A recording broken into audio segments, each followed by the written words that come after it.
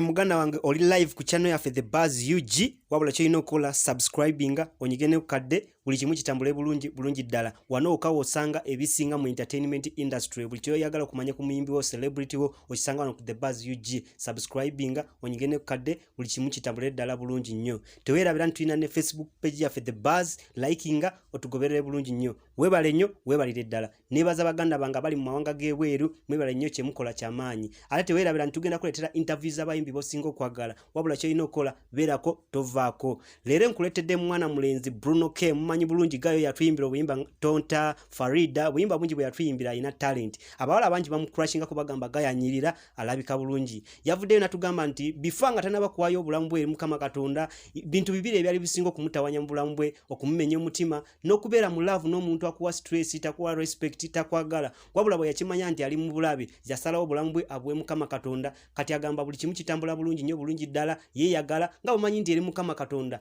buli kimu kisoboka nawe muganda wange oba oli obulamu bwo tenababwa Mukama Katonda we n'ebizibu ebikunyiga bingi bakubanja jangu munnaye obulamu bwo bwe Mukama Katonda buli kimu